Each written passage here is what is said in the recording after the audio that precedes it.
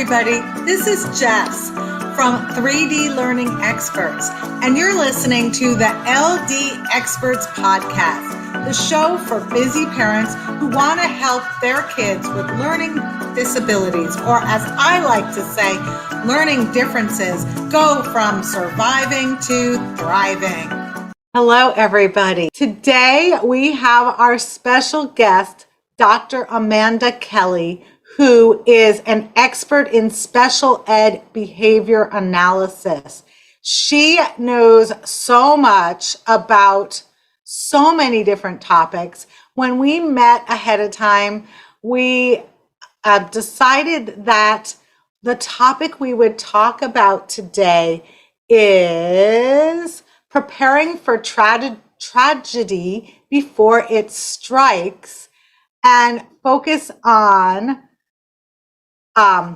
caregivers. So thank you for joining us today, Amanda. Thank you for having me, Jess. It's a difficult topic to talk about. So it's one that I think people avoid. And I appreciate that when we were talking and connecting, we both maybe felt like this is something we could illuminate for your listeners and for the viewers as well. So I appreciate the opportunity to come and talk about a very difficult topic.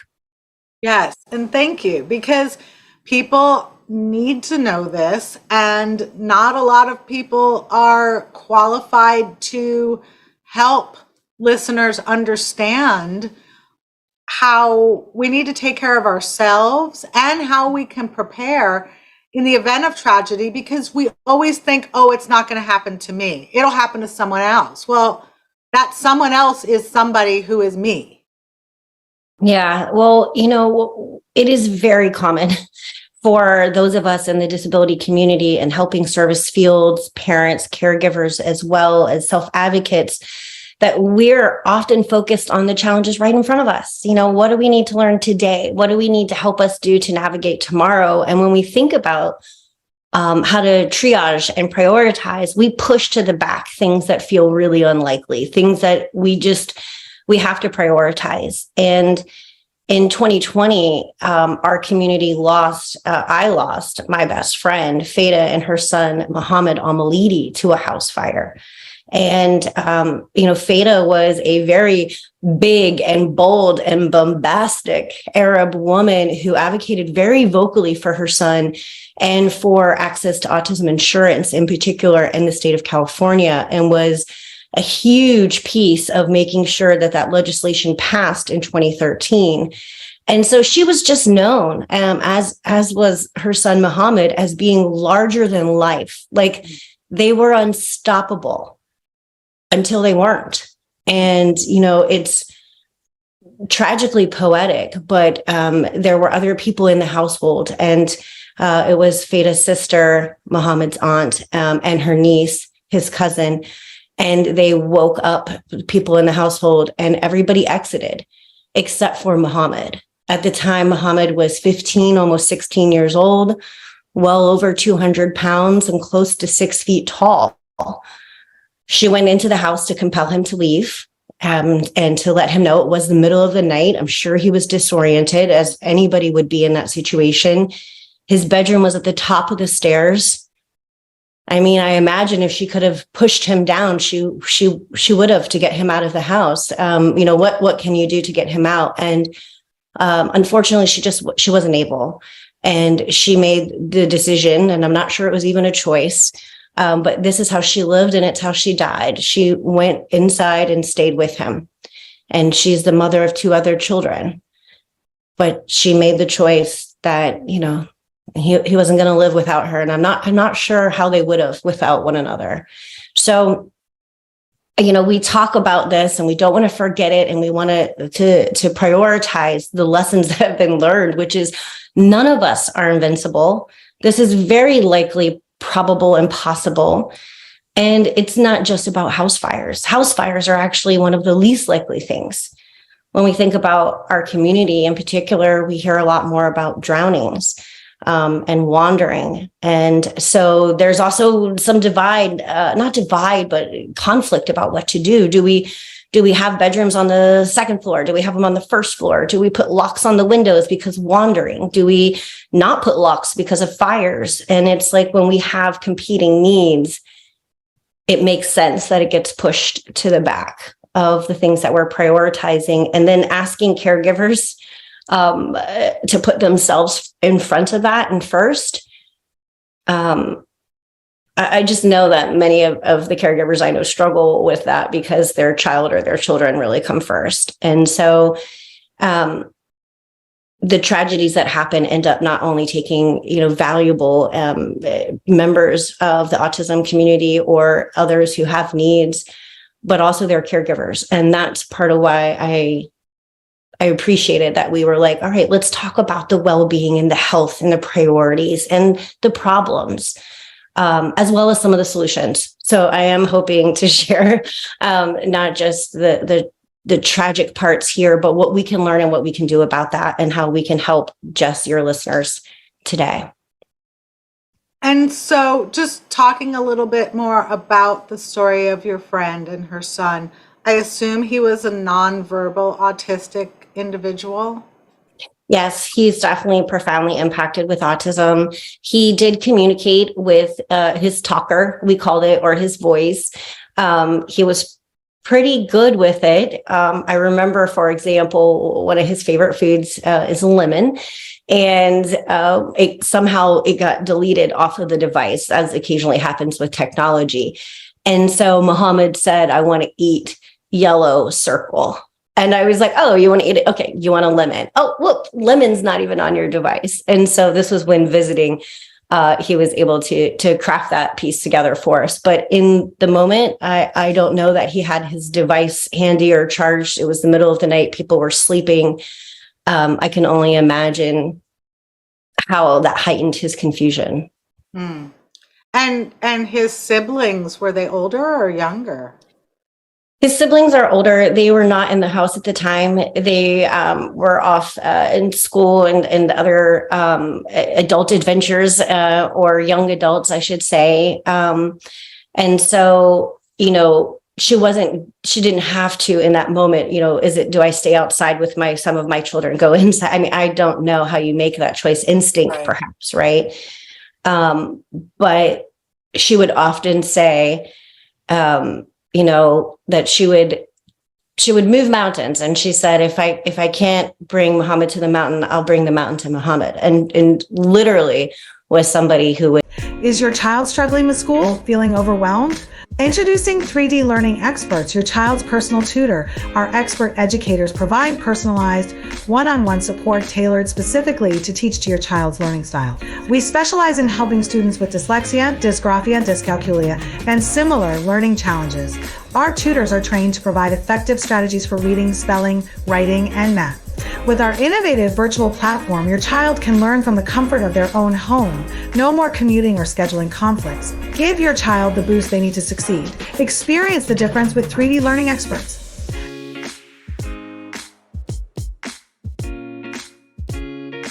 Move mountains, not just for her child, but for every child that she felt he represented. And one of the things that she talked about and impressed on me was, she says something to the effect of, it's easy to develop kindness and compassion for our children and for those who visibly require support, or that we see as being more vulnerable and we therefore want to protect and care. She said, but how often are we stopping to ask the caregivers how they're doing, if they're okay, and if they have what they need? And she called it the plight of the parents.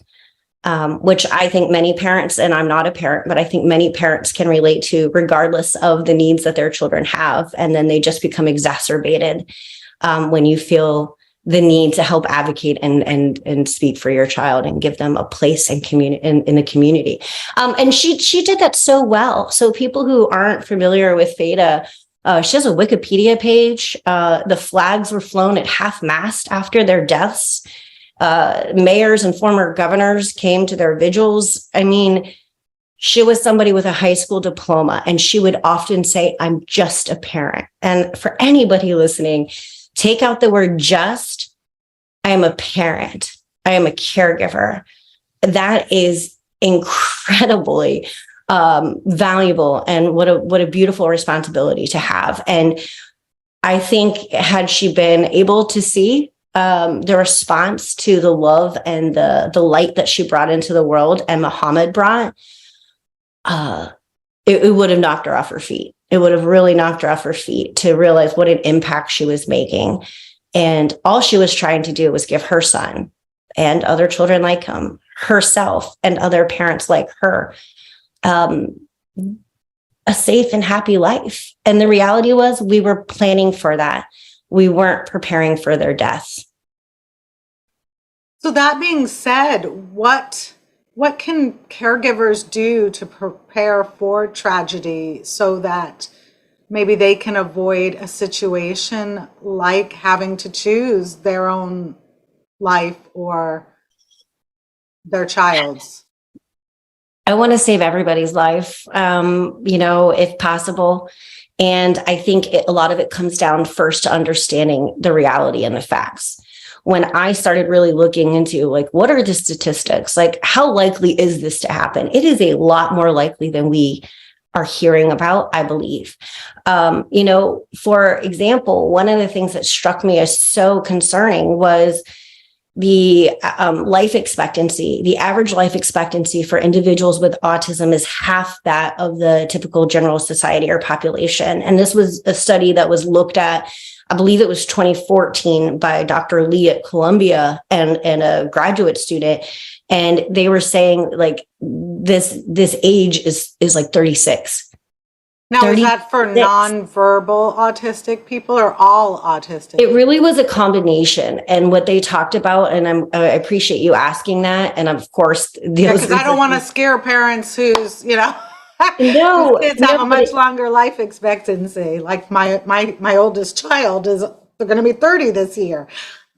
Right. No, and I don't want to scare parents either, but the idea here to kind of really think about is it's an average. And when they talked about some of the impacts on the other end of the spectrum, it was things like depression and lack of well-being and suicidal ideation. And then you have a continuum of individuals who live healthy and strong until they're in their 70s or 80s, depending on how long we've even had diagnoses and the ability to kind of track that.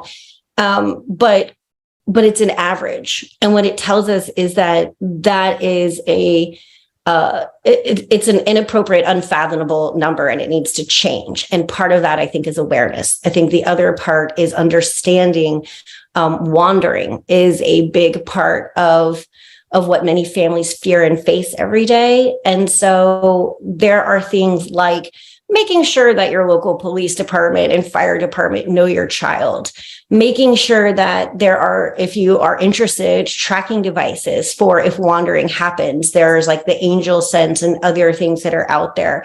But one of the most basic things to think about is just, what would we do if something happened? Fill in the blank. What would we do if we had to evacuate in the middle of the night? There are floods, there are fires, there are things that aren't individual to your home that you might need to evacuate quickly, right? We had completely the other problem. What do you do when you need to quarantine? That was also a challenge for our communities. But what would we do in the middle of the night? What would you do with your 4-year-old? What would you do with your 14-year-old? What would you do with your 84-year-old mother or grandmother in the household? When we think about navigating these emergencies, we're often told, have a plan, have a plan, have a plan. Things don't always go according to plan, but you at least have a plan. And when we're in these heightened levels of anxiety, we become very rigid in our thinking. We can lose up to 40 IQ points. We don't have that in the moment of needing to save our lives and our loved ones' lives. So the idea is that if we have a plan and we practice it, it's going to be almost instinctual. And therefore, the panic can kind of set in once we're outside. And so what that means for families is many of our families have treatment teams. They have educators who are working with their children. They have speech and language pathologists or occupational therapists or behavior analysts or psychologists. Talk to your treatment team. Ask them how they can help you. Ask them what you should be looking out for. Ask them to help you write down a plan. Ask them to help you walk through it in your household if you have the ability to do that. Some things that I've been wanting to create are checklists that are for sleepovers. Even, somebody's staying at your house, you're staying at somebody else's house. Since the fire, I don't go anywhere without asking somebody, what is the fire escape plan? I had not done that in my life before. I might glance at it at a hotel, like it's on the back of the door. I might look at it, but now I have a plan. And I think that's very important. I mentioned some checklists. There are checklists, and I want to shout out the September 26th project, which is what came out of their deaths and the tragedy. It was a place for us to start saying, where do we put information? How do we develop checklists? Where can we gather experts? How can we get visuals that our learners would understand? Are visuals enough? No, they're not. Okay, what's happening in the augmented reality or virtual reality space? There's so many pieces of things that could be very high-tech solutions, but I really, really think, Jess, the first step is, what do we do if this happened? What's the plan? Talk to the other adults and children in your household and practice it. And one of the things is you practice it, even if you practice it once every 365 days. And for us, we've asked people to do that on September 26th, because that's the day that we lost them. And to us, that's the day where we just saw how somebody larger than life, which means that the rest of us, if it can happen, if she's not invincible, we're not invincible. So that website is september26project.org. And Kelly Birmingham, who is a parent of an adult with autism, who also is a behavior analyst, has a lot of experience working with primarily adults. Because when I ask parents or caregivers, what would you do? They say, I'd throw my kid over my shoulder and we'd run out the house. And I'm like, well, what if you have an injured leg and you can't do that? What if your child is an adult and you can't do that? What if you just had surgery? That happened to me a few months ago. And I was like, what would I do if there was a fire? I was like, can you put me closer to the door? Is your child struggling with school, feeling overwhelmed? Introducing 3D Learning Experts, your child's personal tutor. Our expert educators provide personalized, one-on-one support tailored specifically to teach to your child's learning style. We specialize in helping students with dyslexia, dysgraphia, dyscalculia, and similar learning challenges. Our tutors are trained to provide effective strategies for reading, spelling, writing, and math. With our innovative virtual platform, your child can learn from the comfort of their own home. No more commuting or scheduling conflicts. Give your child the boost they need to succeed. Experience the difference with 3D Learning Experts.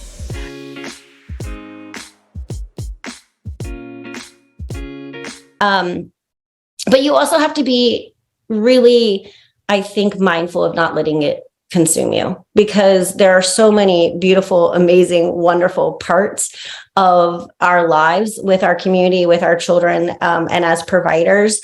But I will no longer make the mistake as a provider of not having this conversation. And I will no longer allow caregivers to push it to the back.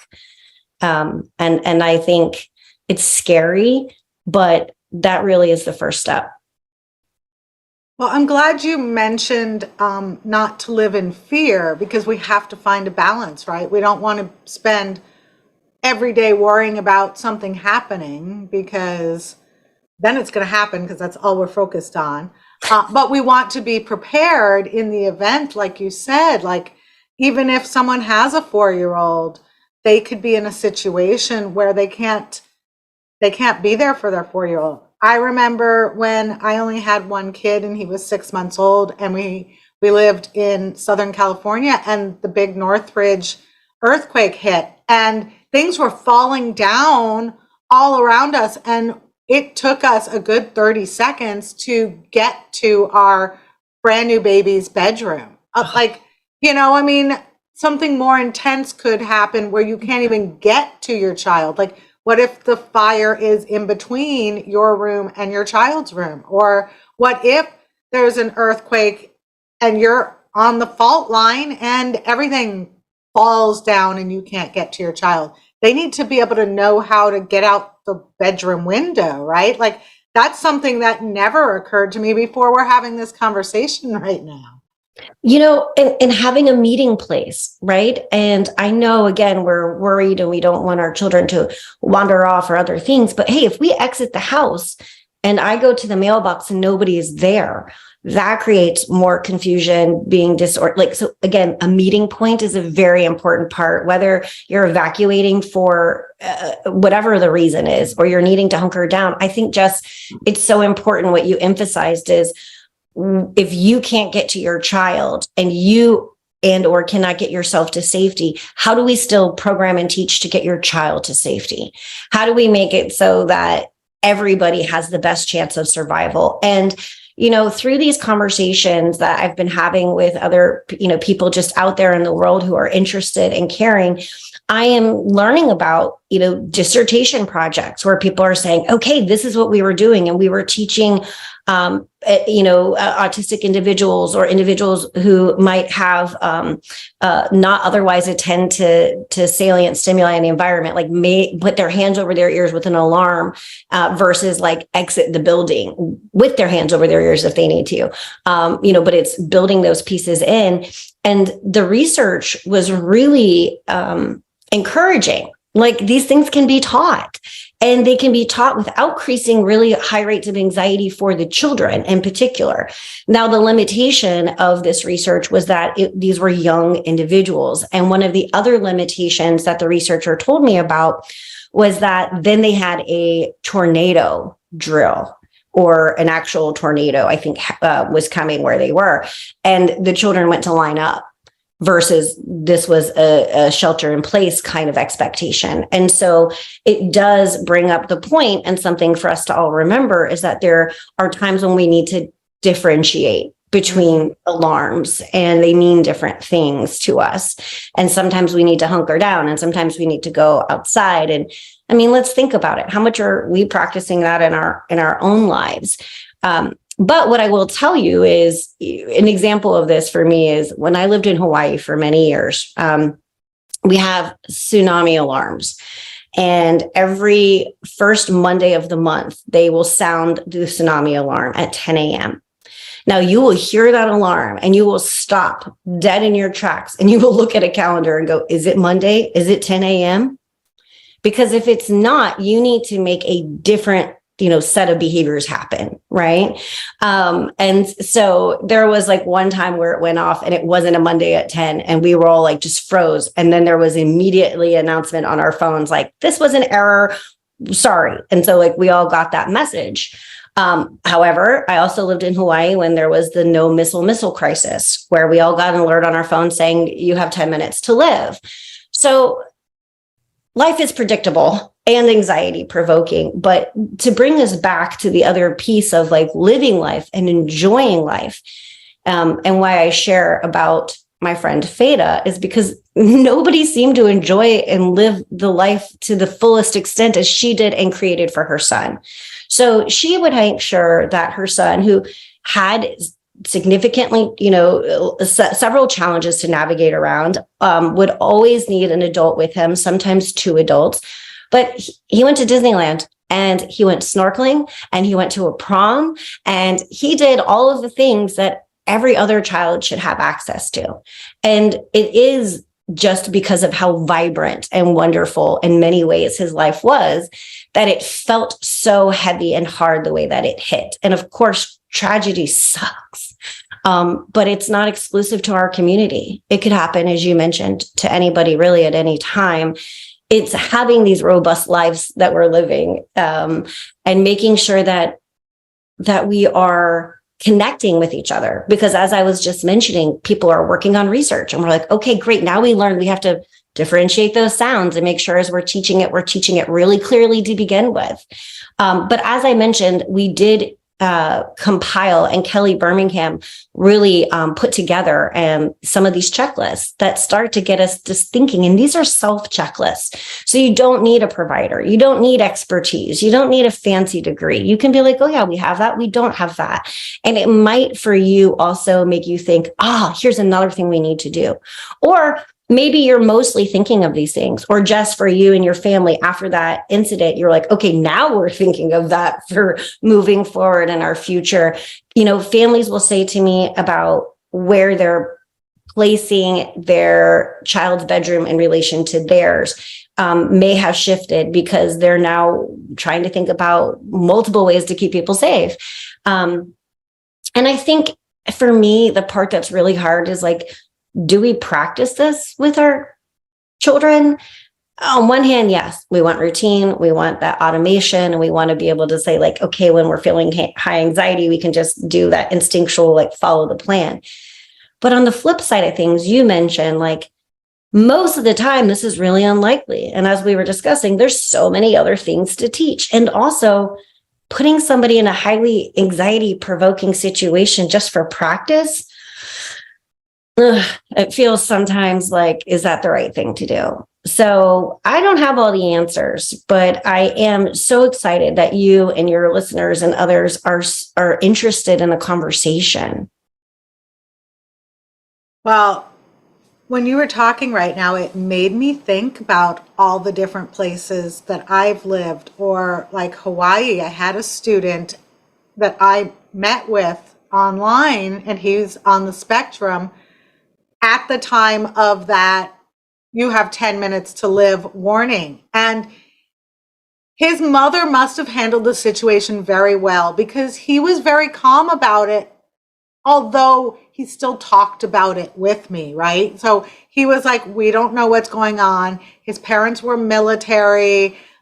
So there was definitely conversation about this potential imminent death that they could do nothing about. And he was just totally calm. And I was thinking about, my family lived in Texas for 8 years, and we had tornado warnings at the beginning of every month. And when we first moved to our house, we lived near the school, and we're like, what is that siren? And then we realized, we learned what it was. And so they had tornado practices every month in the school. And when we had a tornado, we went into the closet, and we all just hung out in the closet. And after the first tornado, we kept things in the closet to keep us busy, because one of the tornado warnings, we were literally in the closet for like 4 hours. And one of the tornado warnings, I was not home, and I arrived home, and there was a hailstorm, and my 4 kids were alone in the closet because they knew what they were supposed to do. Well, then we moved back to California, and there was an earthquake warning, and it was a totally different dynamics. Like, you needed to make sure you were away from windows, and it wasn't, the door frame was no longer a safe place if you didn't have a closet to go into, because in California, a lot of the older homes, have just small closets. Mm-hmm. And I was thinking about like bed arrangements. Like, we could no longer put the beds under the window because of a risk of an earthquake. So I don't know. It made me think, does the Project September 26 have lists for different disasters, or are they all just compiled together? Because it would really benefit people to be separated by the possible disaster. I mean, that's a lot of work, but. Well, I thank you for your question. So it originally started with fire and fire safety, but there are additional checklists about things like evacuations, for things that you were mentioning. Like California was on fire. I mean, there was that too, not just somebody's house. There are things for water safety. Some of the best things people can do regarding water safety is teach your child how to swim. And that can be done as early as, near infant stages these days, with some of that really impressive, like teach them to float upside down, right, and flip over. One of the mistakes that I've learned about regarding water safety is when people are putting on the floats on their children, or they're putting them around their waist, they're teaching them to float up and down, which is actually the drowning pose.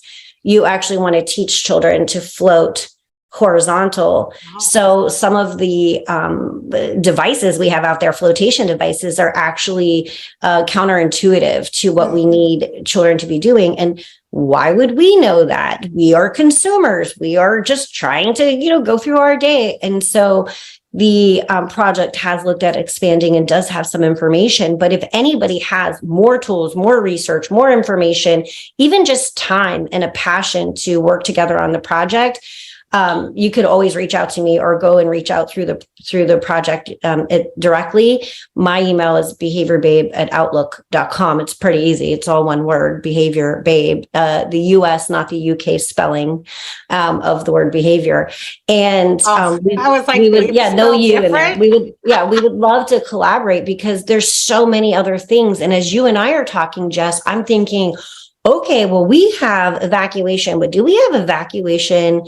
Like, we might have it for different scenarios, but I don't know that we've really looked at different locations, like almost in the way that you and I were just talking about: Hawaii, Texas, California, Florida, which is where I live now.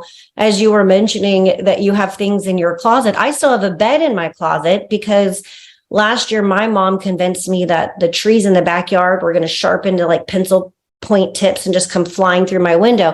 So during the hurricane, I went into the closet. I have an inflatable bed. I put stuff in there for my dog. But bringing this back to our, your listeners and our community, that's an incredible, important strategy. Have things that will occupy your time and your child's time.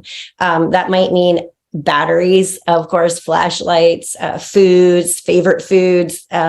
Those are things that you can do to prep. I actually went into my closet shelf the other day and was like, oh, there's all the snacks that we had put in here months and months ago. And so it's important to keep this something that's on our mind, but don't let it be at the front of your mind every single day, but don't push it to the back so far that we never think about it. So again, I think that's really my message. And that really tends to be kind of, have those robust, engaging, exciting lives, get the resources you need, work with us and others to get the resources and change the laws that need to be changed.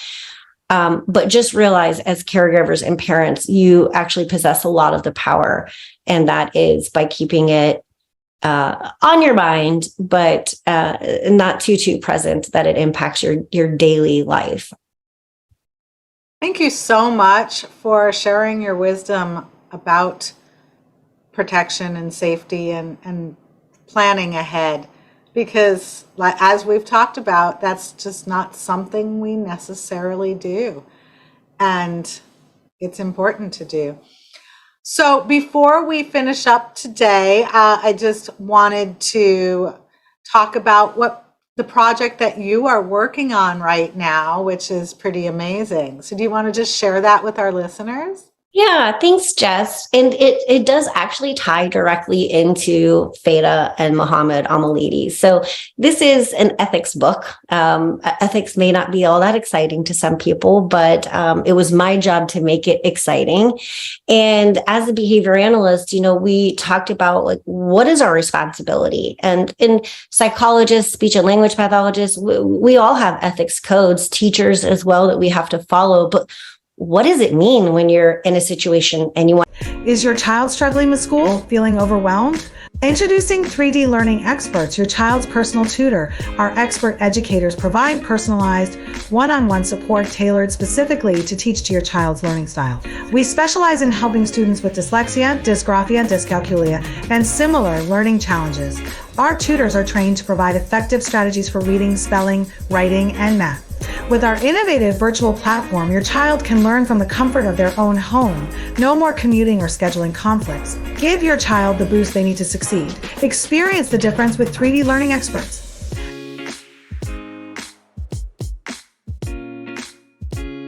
To help a family, but that's potentially a conflict of interest? Or what does it mean if you are advocating for things, but you also have to maintain your client's confidentiality? And I think for parents and caregivers, it might offer some particularly interesting insight, because it lets you know all the things we have to kind of juggle and manage.